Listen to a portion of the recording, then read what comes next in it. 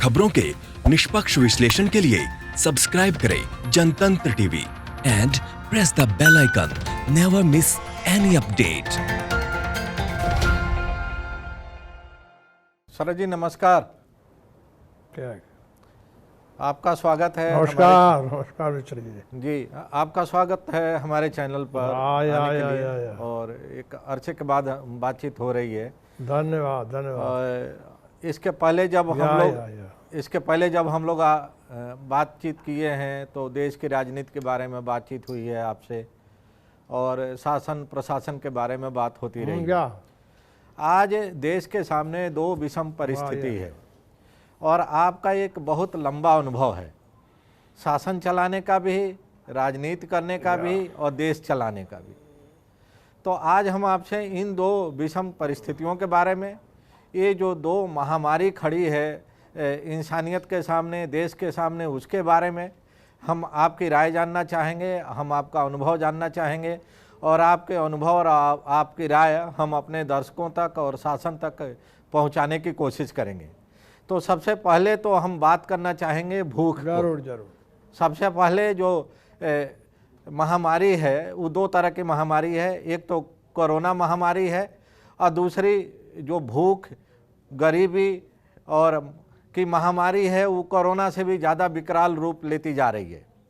Corona तो वक्त के साथ ख़त्म हो जाएगा और कोरोना पर वक्त के साथ हमारी सरकारें, हमारी एजेंसियां, हमारे स्वास्थ्यकर्मी उस पर काबू पा लेंगे। लेकिन जो दूसरी महामारी सबसे बड़ी दिखाई दे रही है दुनिया के सामने और भारत के सामने, वो गरीबी है, गुर्बत और भूख की महामारी है, हंगर की, जिसको लेके आज यूनाइटेड नेशन ने भी चिंता जाहिर की है। तो हम आपसे जानना चाह रहे हैं कि इस कोरोना महामारी के वजह से भारत में जो भूख की महामारी फैलने जा रही है, जो भूख की महामारी भारत के करोड़ों गरीब लोगों को अपनी जद में लेने वाली है, इसको रोकने के लिए, इसके समाधान के लिए आपके पास किस तरह के सुझाव हैं? देखिए मिश्र जी, एक तो इस बीमारी के बारे में हम बहुत विलंब से हमारी नींद टूटी। यानी दिसंबर में चीन के वुहान में ये बीमारी थी और दो देश यानी साउथ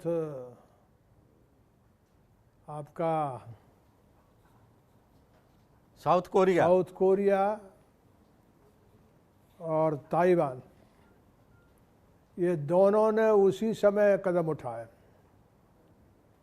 ये बीमारी जो है उसका हल्ला एक दिन में नहीं हुआ, दिसंबर से लेकर जनवरी, फरवरी, मार्च में हम उठे। तब तक तो इस बीच में हम बहुत सी जो आपने सबसे बड़ी बात की, जो इस देश की प्रोडक्शन करने वाली फोर्स है, मेहनत करके उत्पादन करने वाले लोग हैं, उन लोगों की सबसे ज़्यादा तबाही इस बीमारी के बाद हो गई। अब आप देखिए कि हम कुछ लोगों को जो अपने हैं, जो एफिलेंट लोग हैं, उनको जहाज़ से बुला रहे हैं, उनकी ठीक से हमने जांच भी नहीं कराई, यानी टेम्परेचर ले लिया और तमाशा करके छोड़ दिया। इसके बाद आप यानी लग्जरी बस में बच्चों को ले जा रहे हैं। मैं उसका विरोध नहीं कर रहा हूँ, लेकिन जो गरीब तबका है, जो मेहनत कश लोग हैं, जो दिन भर मेहनत करते हैं, यानी रोज़ कुआं खोलते हैं और पानी पीते हैं, वो ह्यूमन बीइंग हैं। उनकी भी उसी तरह की भावना है माँ, बेटे, भाई, बहन के लिए, जिस तरह बाकी सब लोगों की है। और उनके बारे में हमने जरा सा भी प्लान नहीं किया, जरा सा भी नहीं। यानी परिवार बट गए हैं, आधे चले गए हैं, आधे गांव में हैं, आधे यहाँ हैं। अब आप बताइए, इस तरह की स्थिति में जो लोग भी हैं वो इस देश के 40% लोग हैं, और उनके बारे में हमारा यानी कोई प्लान नहीं है। यानी आप बस से ला रहे हो, प्लेन से ला रहे हो, इसमें भी तो आप प्लान कर सकते हो। एक डिब्बे में 70-72 आदमी बनते हैं, आप इसमें 30 ले जा सकते हो, 25 ले जा सकते हो, और आपके पास इतनी ज़्यादा फोर्स है, आप लगाइए उसको। पैरामिलिट्री फोर्स है, ये है फोर्स है, यानी उन लोगों के जो परिवार का विभाजन है वो सिर्फ उनको भोजन मिलेगा तो वो इंसान की संतान है। आप जानवर को, पशु पक्षी को भोजन मिलेगा, सेटिस्फाइड हो जाएगा। इंसान अकेले भोजन पर नहीं रहता है, उसकी चिंताएं जो है वो बेटा बेटी, भाई बहन, पति पत्नी, माँ बाप, ये सारे रिश्ते, मोहल्ला, ये सारे रिश्ते जो बाकी तबकों के लिए है, ऊंचे तबके के लिए, उनके लिए भी है। तो शरद जी आपका आप दिसंबर में ये केस आया है। जी जी बोलिए बोलिए, जी आप कुछ कह रहे थे शरद जी। यानी दिसंबर में चीन के अंदर ये बीमारी आ गई, और उसी दिसंबर में ताइवान ने और दक्षिण कोरिया ने अपने कदम उठा लिए। यानी आप दुनिया में जो आपका विदेश मंत्रालय है और सब आपके पास तंत्र देश की जनता ने दे के रखे हैं, आपको खबर कब मिलती है, यानी एक्शन कब करते हैं आप? यानी दिसंबर, जनवरी, फरवरी और मार्च में आप करते हैं, जब यानी बिहार, मध्य प्रदेश की ओथ हो जाती है और आप नमस्ते, आपका जो नमस्ते ट्रंप हो जाता है अमेरिका के राष्ट्रपति के लिए, वो नमस्ते कर रहे हैं आप उसके सामने। मतलब यानी उस समय जब दुनिया में फैल गया है, और उसने जो आपका अमेरिकन राष्ट्रपति है, उसने, डोनाल्ड ट्रंप ने भी इतनी बड़ी गलती की है कि सबसे ज़्यादा आज अमेरिका भुगत रहा है।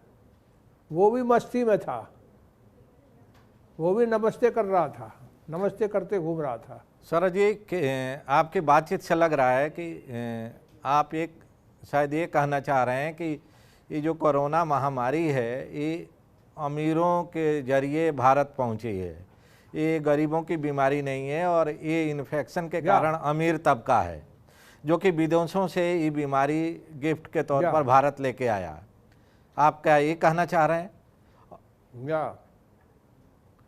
हाँ बिल्कुल 100%। ये बीमारी बाहर से आई है, और मैं आपको बताना चाहता हूँ कि इंदौर है, इंदौर में 3 लाख दलित लोग रहते हैं, एक में नहीं है कोरोना, बाकी लोगों में बीच में है। ये किसकी बीमारी है? और इस बीमारी के चलते आपने तबाही मचा दी है। जो यानी हैंड टू माउथ लोग हैं, जो डेली वेजेस हैं, जो अपने दिन भर अपने शरीर को गलाते हैं, तब पेट भरते हैं, उनको आपने तबाही में डाल दिया। आपकी बात को हम थोड़ा और सप्लीमेंट कर रहे हैं। इंदौर भारत का सबसे स्वच्छ शहर का उसको अवार्ड मिलता रहा है पिछले कई वर्षों से। तो इससे यह बात भी साबित हो रही है कि इस बीमारी के कारण गरीब नहीं है, इस बीमारी का कारण स्लम नहीं है, जिसकी तरफ की पिछले कुछ हफ्ते से सरकारें इशारा कर रही हैं कि स्लम्स में ही बीमारी तेज़ी से फैल रही है और गरीबों में बीमारी फैल गई है, इसलिए उसको रोका जाना जरूरी है। और उसको रोकने का एकमात्र तरीका ये है कि उनको आइसोलेट कर दिया जाए शहर के बाकी हिस्सों से, समाज के बाकी हिस्सों से। क्या आप ये कहना चाह रहे हैं? ना, मैं ये कहना चाह रहा हूँ कि सुभाष खंडेलवाल एक है, वहाँ एक कार्यकर्ता है, वहाँ 3 लाख दलित हैं, उनमें एक में कोरोना नहीं है और बाकी जगह है। इसका मतलब है कि गरीब लोगों में ये बीमारी है ही नहीं, ये तो फैलाई गई है। और यदि मान लो मैं कह रहा हूँ कि दुनिया भर में जब ये फैल गई है, तो हमारे देश का जो आदमी जिन्हें रोज़ कुआं खोदना है और पानी पीना है, उनके बारे में सबसे पहले चिंता करना पड़ेगी आपको। और यदि आप चिंता नहीं करते तो असली देश तो वो है। तो शरद जी आपके मुताबिक और आप जो है वो ट्रेन बंद कर दिए, या सरज जी, आपके मुताबिक किस तरह के माने होना चाहिए, क्या निर्णय लिए जाने चाहिए, किस तरह की स्ट्रेटजी बननी चाहिए? मैं ये कह रहा हूँ, मैं ये कह रहा हूँ, सबसे पहला सवाल तो ये है कि जो उद्योग धंधे, जैसे मान लो नौजवान, किसान, व्यापारी, उद्योग, यानी कौन सी चीज़ है जो तबाही न हो गई हो। अब उस तबाही में यदि सबसे ज़्यादा कमज़ोर और लाचार और बेबस का यदि कोई लोग है तो वो ये डेली वेजेस है, ये मतलब यानी बाहर गए हुए मजदूर हैं। तो इनकी पहले चिंता करिए। आपके पास इतनी ट्रेनें हैं तो मैं कह रहा हूँ कि डिस्टेंसिंग, जन जन के बीच जो दूरी है तय करके उनको क्यों नहीं घर पहुँचा रहे आप? यानी आप इस बच्चों को पहुँचा रहे, बहुत अच्छा, आप बाहर से लोगों को ला रहे, बहुत अच्छा, लेकिन ये जो लोग इंसान हैं जिनकी सबसे ज़्यादा चिंता हमको करना चाहिए, जो सबसे ज़्यादा इस देश के उत्पादन की ताकत है और सबसे कम यानी आवश्यकता, उसकी आवश्यकता में यानी सबसे कम चीज़ें आपके देश से वो लेता है, और उसकी तबाही मची हुई है। वो कई लोग तो पागल हो गए, रास्ते में चल रहे हैं, आप उनको मुर्गा बना रहे हैं, उनको लाठी मार रहे हैं।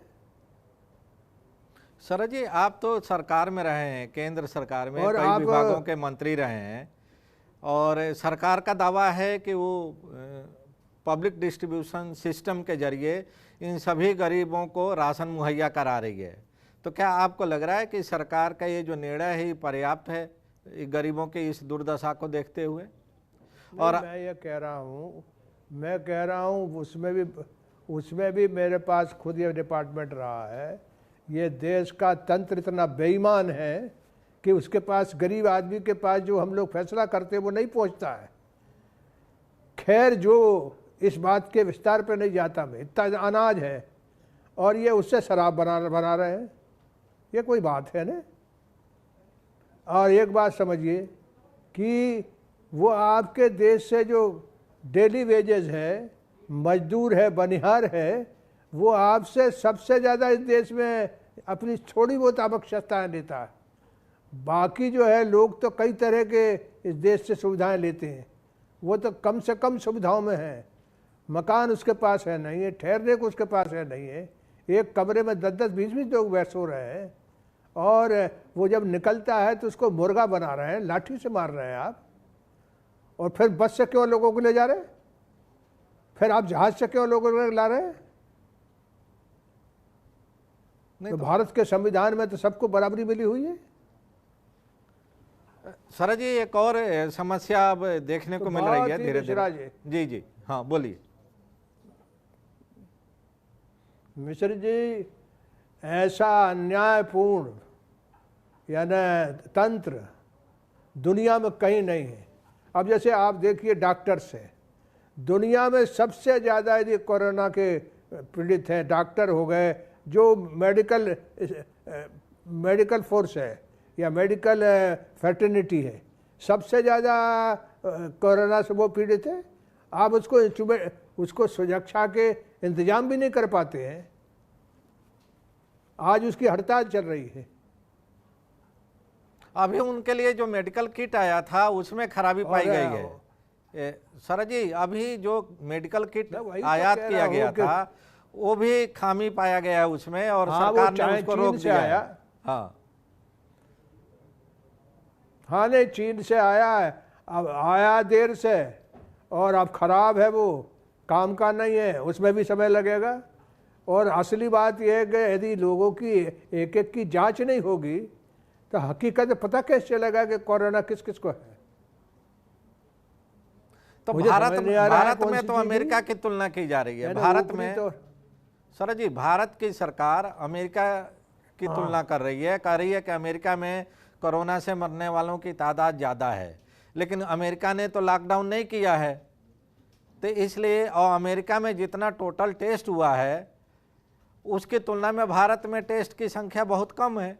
तो भारत की तुलना क्या अमेरिका से किया जाना उचित है? नहीं, मैं मिश्र जी, मैं ये कहना चाहता हूँ, ये एक तरह से यानी अब अपनी बुद्धि का यानी मुझे तरस आता है। सवाल यह है कि इस देश के आदमी जो हैं वो सबसे ज़्यादा गरीब आदमी में इम्यूनिटी है, क्योंकि वो किसी तरह की परिस्थिति में जीता है। उसके यहाँ कोई सफाई का इंतजाम नहीं, कोई पानी का इंतजाम नहीं, कई जगह कुछ कितने तरह के अभाव में जीता वो। तो उसको तो उसका शरीर तो आदी है कई तरह की दिक्कत से, और इसलिए कोरोना उसमें था ही नहीं। और मैंने आपके इंदौर में बताया कि वहाँ एक बहुत सक्रिय आदमी है सुभाष खंडेलवाल। आप जाकर के सर्वे कर लीजिए कि दलितों में एक में नहीं हुआ कोरोना। यही आपको आकर के जबलपुर में देख लीजिए।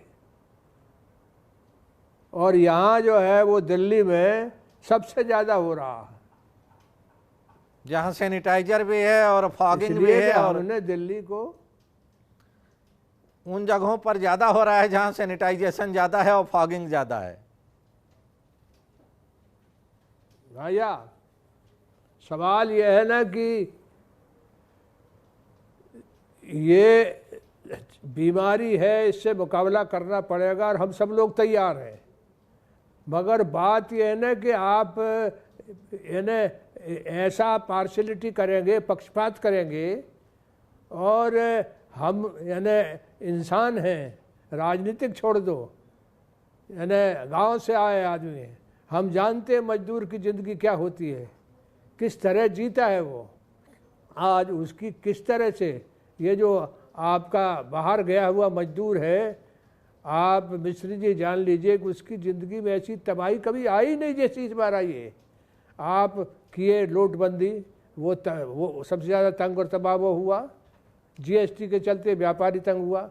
यानी नौजवान, व्यापारी, उद्योग, किसान, आपका दलित, पिछड़ा, कोई तबका नहीं है जो आपने तबाही में नहीं डाल दिया हो। और देश की इकोनॉमी ठप है, पूरी तरह से इंडस्ट्री बंद हो गई। यानी उसमें भी रास्ता निकालना चाहिए थे। और मैं कहना चाहता हूँ कि मेरा अनुभव जो है, जो ब्यूरोक्रेसी हमारी है, हम लोग तो मतलब यानी एक जो समस्या है उसको बता सकते हैं, लेकिन उस समस्या को ठीक से यदि ज़मीन पर उतारना है तो इस देश की ब्यूरोक्रेसी बड़ी काबिल है। हम ठीक से यदि काम उससे लेते तो वो सारा इंतजाम कर सकती थी। यानी मेरा अनुभव ये है कि हम लोगों को जिम्मे जो है वो हमें समस्या से मत पता चलती है, हम रोग बता सकते हैं, लेकिन उस रोग का उपचार वो ज़्यादा अच्छे से कर सकते हैं।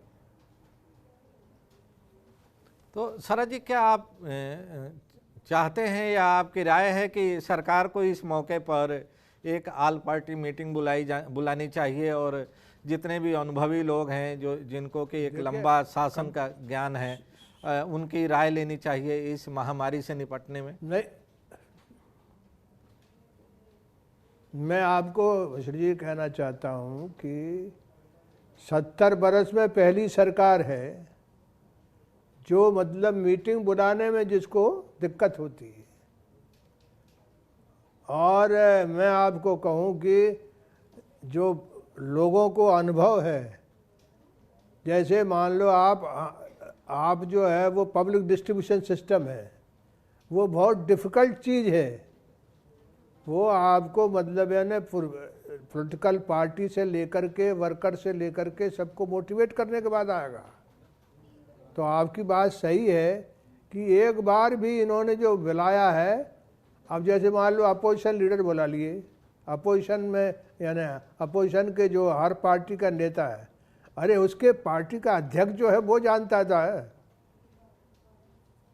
उसको बुलाना था। लेकिन जिनका अनुभव है उनके बारे में तो इनका कोई, उनकी पार्टी में बहुत से लोग अनुभवी लोग बैठे हुए हैं, लेकिन उनके साथ बैठ के कोई बात करेगा तब ना। तो आपको लगता है कि अगर ये संवादहीनता की स्थिति खत्म हो, शरद जी, आपको लगता है कि अगर सरकार के लेवल पर संवादहीनता की स्थिति खत्म हो तो स्थिति और बेहतर हो सकती है? बिल्कुल, यह संवाद नहीं है तो लोकतंत्र कहाँ है?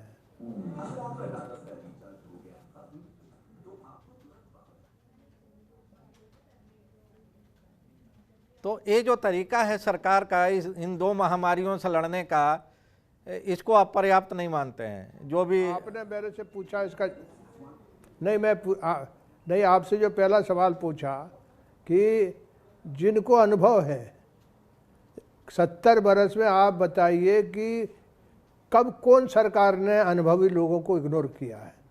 इन्होंने किसको बुलाया? मैं सरकार से निवेदन करूंगा कि किसको बुलाया आपने? आप बुलाते हैं जो लीडर हैं सदन में। अब जैसे मान लो आप सीपीआई है या सीपीएम है, तो सीताराम येचुरी जो है उस पार्टी को, मतलब वो पार्टी का ढांचा लीडर ओरिएंटेड नहीं है, पार्टी ओरिएंटेड है। इसी तरह सीपीआई का है।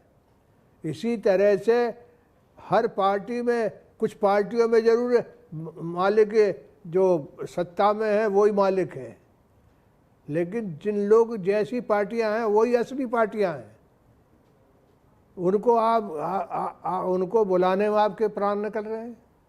वो आज थोड़ी आपसे लड़ने वाले हैं, वो तो सुझाव देंगे। जैसे मान लो आपके ये जो मजदूर है, ये जो आपका यहाँ से वहाँ तक केरल तक आदमी फैला हुआ, यूपी और बिहार का, इसका समाधान बैठ कर के कैसे निकाले? यानी आपने चुपचाप ऊपर ऊपर निकाल लिया कि जहाज़ से लोग बुला लिए, तो जहाज़ में जो है वो आदमी के बीच में जो अंतर है, यानी जो आप डिस्टेंसिंग कह रहे हो, तो डिस्टेंसिंग जो है वो जन जन के बीच में जो दूरी है, वो दूरी जो है उनकी कैसे मेंटेन कर ली आपने? और आपने बस में मेंटेन कैसे कर ली लोगों के बीच में दूरी? तो वो क्या आप ट्रेन में और बसों में लोगों को ले जा करके नहीं कर सकते क्या? माने गरीबों के बीच में डिस्टेंसिंग करना मुश्किल है। इसका मतलब तो ये है ना कि गरीबों के बीच में डिस्टेंसिंग करना मुश्किल है, अमीरों के बीच में डिस्टेंसिंग लागू करना आसान है। आसान है, आसान है। यानी ये कभी किस दुनिया भर में बीमारी है, दुनिया भर में बीमारी मिश्र जी है, लेकिन ये हालात हैं ऐसे। यानी आपने आज भी जो है वो एक सेक्शन जो एफिलेंट है वो अलग मज़ा मार रहा, जो बीच का है वो लग्जरी बस में चल रहा, और ये जो पिस रहा है इसको जा रहे, तो आप यानी बांद्रा पे इकट्ठा हो रहा तो मस्जिद दिखा रहे हो कि मस्जिद को दिखा रहे हो, देखो कि मस्जिद, यानी ऐसे बेवकूफ़ बना रहे हो कि मुसलमान चले आए। अरे आज भी आप नहीं मान रहे हो ये। अच्छा सर जी, आपका इतना लंबा अनुभव है राजनीति में भी, आपके यादाश्त में इस तरह की महामारी कभी भारत में आई थी क्या इसके पहले? नहीं, कभी नहीं आई, और ना कभी ऐसी अनारकी मैंने देखी। जब जैसे नोटबंदी, ऐसा तमाशा हो गया। अच्छा, अब ये आज सबसे बड़ी बात है, यानी हम जो है वो यानी दिसंबर, जनवरी, फरवरी, मार्च में हमने लॉकडाउन किया। अरे मार्च में किया तो 10 दिन पहले यदि उड़ जाते, खड़ जाते, वो तो बहुत लोग, कोई प्रधानमंत्री थोड़ी कर रहा, कोई मंत्री थोड़ी कर रहा, वो तो ब्यूरोक्रेट करते हैं। आप 4 दिन 6 दिन पहले से कह देते भाई घर जाओ, हम लॉकआउट कर देश को लॉकआउट करेंगे, जेल खाना बनाएंगे देश को, आप चले जाओ। यानी कोई प्लानिंग नहीं है, खड़े हुए और बोल दिया। सर जी, पॉलिटिकल इमरजेंसी और सर जी, आप इमरजेंसी में जेल में भी रहे थे। मैं थोड़ा आपका संस्मरण जानना चाह रहा हूँ कि वह जो इमरजेंसी थी, पॉलिटिकल इमरजेंसी, उस इमरजेंसी में और ये जो हेल्थ इमरजेंसी जिसको कहा जा रहा है, इसमें दोनों में सिविल राइट और फंडामेंटल राइट किस में ज़्यादा था? मैं आपको सही बता रहा हूँ, बहुत साथी हमारे जो सरकार में वो भी हमारे साथ थे। ये जान लीजिए कि वो इमरजेंसी जो है वो चंद मुट्ठी भर 1 लाख लोग थे हम लोग, उनके सर पर थी। और जनता को मतलब यानी इसमें कोई शक नहीं कि जो लोकतंत्र के बहुत से तंत्र हैं, जैसे मान लो पत्रकारिता है, यानी कई तरह की चीज़ें ऐसी थी जो जिन पे सेंसर था। लेकिन आज तो जो है वो कोई चीज़ ही नहीं, मैं घर से ही नहीं निकल सकता। अब घर से निकलूँ तो मतलब यानी मन बना लूँ कि घर से निकलना है तो वो संभव ही नहीं है। अब मुझे आज जाना अपने घर अपने बेटी के यहाँ, मुश्किल है मेरा का जाना, क्योंकि वो रास्ते में पुलिस वाला और तो कुछ करता नहीं है। हजार डिस्टेंसिंग जो है वो जिनके घर हैं, परिवार हैं, उनके हो रहे हैं। लेकिन मिडिल क्लास में भी कई ऐसे लोग हैं जिनके पास हैंड टू माउथ है, जो सुसाइड कर रहे हैं। यानी इस बीमारी से ज़्यादा लोग भूख से मर जाएंगे। मैं जो कह रहा हूँ कल आप देख लेना। तो इसका मतलब साफ है कि कोरोना से बड़ी महामारी तो सरकार से मेरी भूख है और मेरी सरकार से अपील है कि ये देश अलग है, ये अमेरिका नहीं है, ये यूरोप नहीं है। इस देश में 40-50% लोग गरीब हैं। इसको हमेशा दिमाग में याद रखना चाहिए। हजार वो कुछ बड़े इंतजाम के उनको ठीक करने के लिए कोई इंतजाम आपको नहीं, आप तो सिर्फ उनको अपने घर पहुंचाइए। बहुत बहुत धन्यवाद सर जी। बाकी लोगों को पहुंचाए, उनके घर के जो दो हिस्से हो गए उनको एक हिस्सा बनाइए। माँ बहन बेटी यहाँ है, भाई बहन वहाँ है, यानी कई तरह के अंतर हो गए उसमें। तो वो इंसान नहीं है क्या? सर जी बहुत बहुत धन्यवाद, आपने बड़ा महत्वपूर्ण सुझाव दिया और अपनी बात रखी हमारे चैनल से, इसके लिए बहुत बहुत धन्यवाद। Thank you.